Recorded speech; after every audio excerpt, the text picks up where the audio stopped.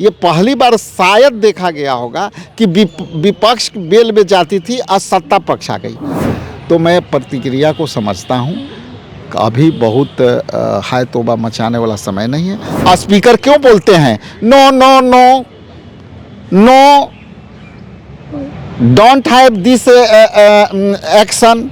Speaker क्यों बोलते हैं? पार्लियामेंट चल रहा है और सदन में जो तीखी नोकझोंक, तीखी बहस राहुल गांधी विपक्ष के नेता और केंद्रीय गृह मंत्री अमित शाह के बीच हुई, इस दौरान केंद्रीय गृह मंत्री अमित शाह ने कुछ आपत्तिजनक शब्दों का भी इस्तेमाल किया, जिसको लेकर के विपक्षी नेता काफी हमलावर नजर आ रहे हैं। आप लोग कैसे देख रहे हैं? नमस्कार, दर्श न्यूज देख रहे हैं आप और मैं हूं आपके साथ दक्षा प्रिया। 14 दिसंबर को दिल्ली के रामलीला मैदान में कांग्रेस की एक बड़ी रैली होने जा रही है। खास बातचीत करने के लिए इस वक्त हमारे साथ बिहार प्रदेश कांग्रेस कमेटी के अध्यक्ष राजेश राम मौजूद हैं। सर, बड़ी रैली होने जा रही है और बिहार से भी कई लोग जा रहे हैं, क्या तैयारी है? देखिए, अभी 2-3 बैठक हम लोगों ने किया। एक बैठक तो प्रभारी के मनोनयन के बाद किया कि इस जिला में जा रहे हैं लोग तो क्या क्या करना है। दूसरी बैठक हमारे सभी प्रभारी जिला में जा कर के और वहाँ पे जिला अध्यक्षों के साथ, प्रखंड अध्यक्षों के साथ और AICC मेंबर जहाँ उपलब्ध थे और डेलीगेट उपलब्ध थे, उनसे संवाद करके लोग आ गए। परसों हमने समीक्षा किया जिला प्रभारियों के साथ, जो कि कैसा रहा। तो करीब करीब सभी जिला अध्यक्ष और कई लीडर्स अपने अपने हिसाब से लोग जो है दिल्ली पहुँच रहे हैं। और जो अपेक्षा थी हम लोगों को कि जो है ज़्यादा से ज़्यादा लोग जाए, चूँकि दिल्ली का मामला है, ठंडा का मामला है, उसके बावजूद भी कई लोग बाई रोड जाने का जो है रिपोर्ट किया है। कई लोग, जैसे अभी गया से रिपोर्ट आई है, अथी से आई है कि सब जगह से, कई जगह से कोच भी से भी जा रहे हैं लोग, क्योंकि ट्रेन में और हवाई यात्रा में भी परेशानी है। तो हम समझते हैं कि आने वाला समय में बिहार के गूंज, बिहार प्रदेश कांग्रेस कमेटी के गूंज दिल्ली के रामलीला मैदान में दिखेगी। संगठनात्मक तौर पर क्या चल रहा है सर? अभी फिलहाल क्या काम चल रहा है? क्योंकि संगठन जिस तरीके से बिहार में तो कमज़ोर था और ये चुनाव में भी दिख गया कि संगठन के कमज़ोर होने की वजह से कांग्रेस को इतनी कम सीटें आई। आगे क्या तैयारी चल रही है? देखिए, संगठनात्मक तौर पे हम लोग अभी सब विश्लेषण किए। दिल्ली में राहुल गांधी जी, खड़गे साहब और KC वेणुगोपाल ने सब पूरे बिहार के लोगों से बुला करके संगठन पर चर्चा किए। इसके बाद वहाँ से आए तो हम लोग सब जिला अध्यक्षों के साथ चर्चा किए। संगठन में जो है स्ट्रक्चर को हम भी महसूस करते हैं कि बहुत काम करने की आवश्यकता है और काम करने में कई चीज़ देखना पड़ेगा कि कई संगठन में ऐसे भी लोग हैं जो अभी पिछड़ गए हैं और संगठन में काम करना चाहते हैं, तो उनको मौका नहीं मिला है। तो हम देख रहे हैं कि खास करके जो 3rd जनरेशन कांग्रेस का है वो काफ़ी एग्रेसिव है और युवा लोग, ज़्यादातर लोग काम करना चाहते हैं, तो युवा को मौका देना पड़ेगा। दूसरा है कि जो हमारे सीनियर लीडर्स हैं उनसे हम लोग भी मशवरा करेंगे कि किस स्ट्रक्चर पर करें। लेकिन ये बात ज़रूर है कि हम लोगों को ज़्यादा काम करना पड़ेगा और उधर से हम लोग आएंगे तो फिर हम लोग सभी प्रभारियों के साथ बैठक करेंगे और इसके बाद तुरंत ही लोग जिला में निकलेंगे। हम लोग भी जिला में निकल के स्ट्रक्चर को कैसे ठीक करना है उसको जानकारी लेंगे। 6 विधायक आपके चुन के आए सर। अब सवाल ये उठ रहा है कि तमाम बिहार विधानसभा चुनाव के बाद जितनी भी पार्टियां थी उन्होंने अपने अपने CLP लीडर्स चुन लिए हैं, जो भी पार्टी के विधायक दल के नेता होते हैं। कांग्रेस अब तक क्यों नहीं कर पाई है? कहाँ दिक्कत आ रही है? क्या विधायकों में आपस में ही कोई दिक्कत है या फिर कोई टूट? देखिए, ऐसा है कि हम CLP के, आप जानते हैं कि हमारे पार्टी में इंटरनल डेमोक्रेसी पर एक प्रक्रिया है, उस प्रक्रिया के तहत ही काम होता है। हम रीजनल पार्टी तो है नहीं कि एक व्यक्ति को फैसला लेना है, फैसला ले लिया और वो घोषणा कर दिया। तो हम राष्ट्रीय पार्टी हैं और हमारी एक चयन की प्रक्रिया है और चयन की मर्यादा है। उसके तहत सभी विधायकों से 1 by 1 राय ले ली गई है। 6 विधायकों ने अपना राय रखी है।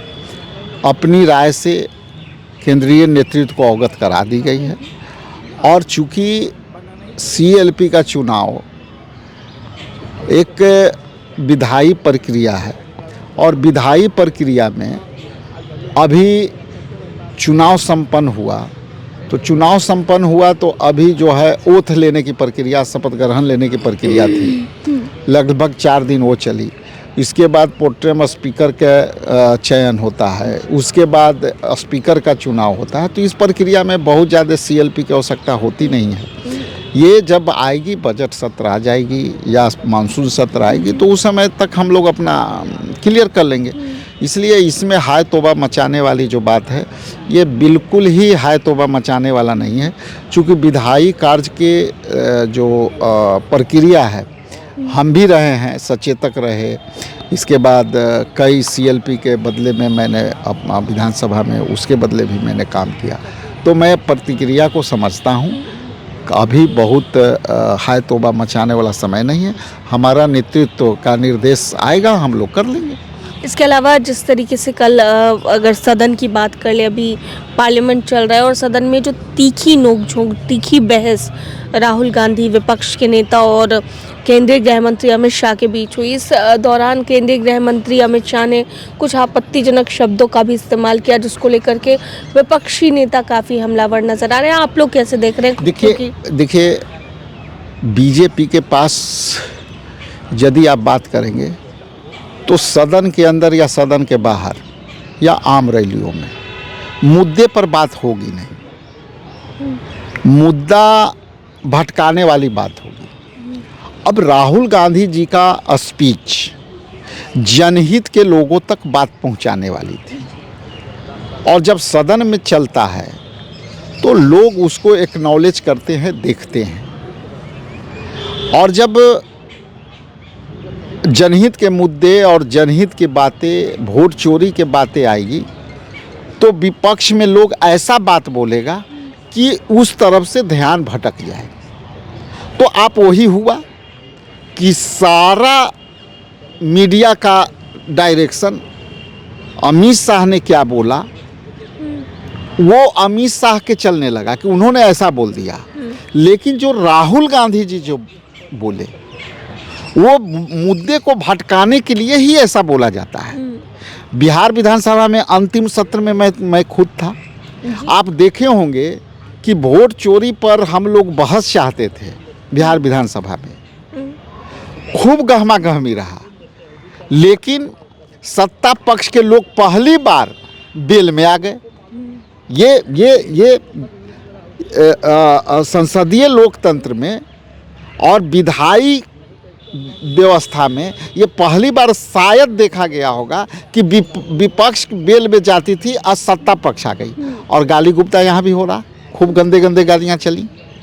तो ये क्या है कि जब आप देश में एक बड़ी वादा करके उस वादा को पूरा नहीं कर रहे हो, तो ध्यान भटकाने के लिए गालियाँ दे दो, ताकि लोगों के ध्यान बट जाए, सारा डायरेक्शन उधर चला जाए।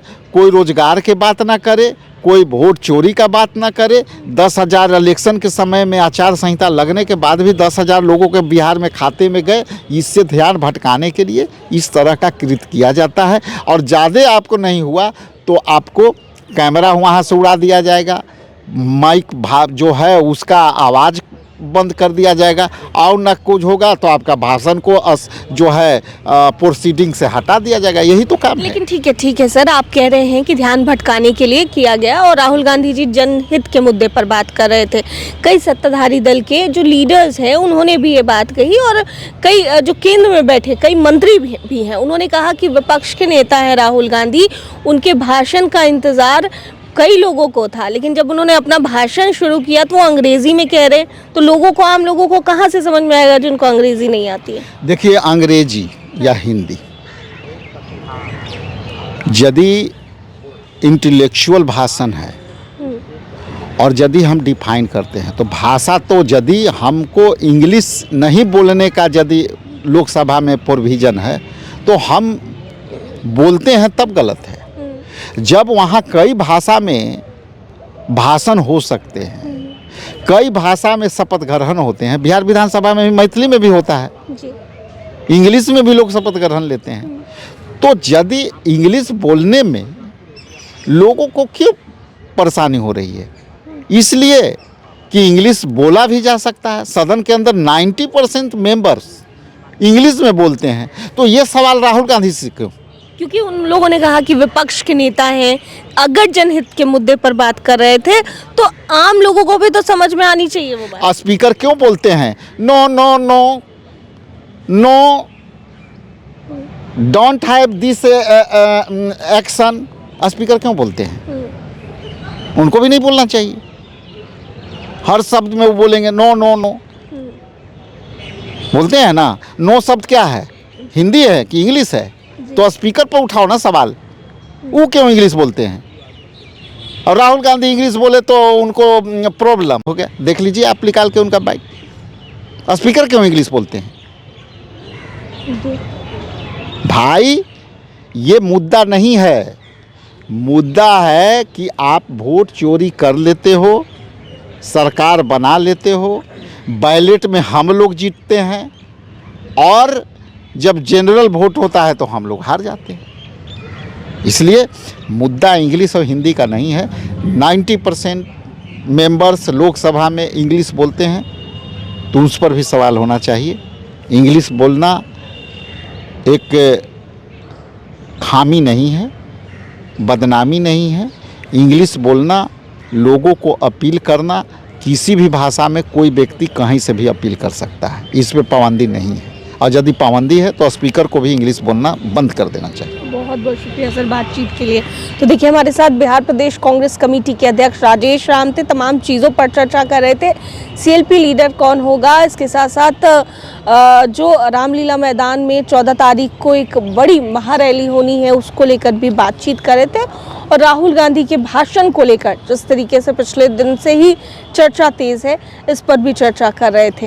कैमरा पर्सन बबलू के साथ मैं दक्षा प्रिया, दर्श न्यूज़, पटना।